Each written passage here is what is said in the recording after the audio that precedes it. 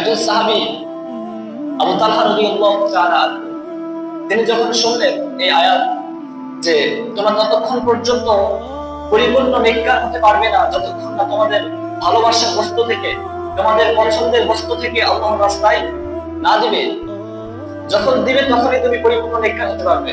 নবী সাহাবায়ে কেরামকে শোনালেন। এই খবর শোনার পরে আবু তালহা রাদিয়াল্লাহু তাআলা আনহুর একটি বাগান ছিল, বাইরুহা নামক একটি বাগান। বাগানের নামটা কি? বাইরুহা।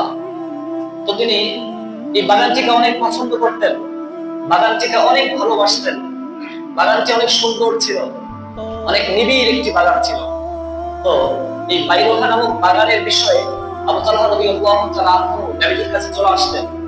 এসে বললেন, ইয়া রাসূলুল্লাহ, আমার একটি বাগান আছে যে বাগানটিকে আমি অনেক পছন্দ করি। আমার একটি বাগান আছে যে বাগানটিকে আমি অত্যন্ত ভালোবাসি। আমার একটা পছন্দের একটা বস্তু সে বাগানটি বাইরুহা।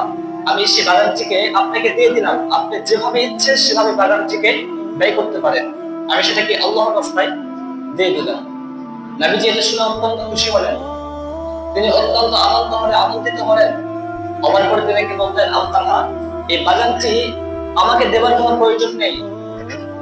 তোমার যে বাগানটি আছে, সুন্দর একটি বাগান, এই বাগানটি আমাকে দেবার কোনো প্রয়োজন নেই, বরঞ্চ তুমি আল্লাহর রাস্তায় দেবার উদ্দেশ্যে করে, আল্লাহর রাস্তায় বেরিয়ে দেবার নিয়তে তুমি তোমার আত্মীয় স্বজনের কাছে বাগানটিকে বঞ্চন করে দাও।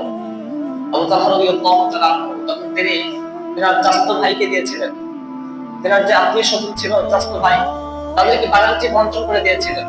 তাদের ঈমান ছিল কেমন? যখনই শুনেছে যে প্রিয় বস্তুর মধ্য থেকে কোন বস্তু যতক্ষণ পর্যন্ত আল্লাহর রাস্তায় না দিবে ততক্ষণ পর্যন্ত পরিপূর্ণ নেককার হতে পারবে না। এই কথা যখনই শুনেছে, শোনার পর থেকেই আবু তালহা রাদিয়াল্লাহু তাআলা আনহু সেই আয়াত অনুযায়ী আমল শুরু করে দিয়েছে।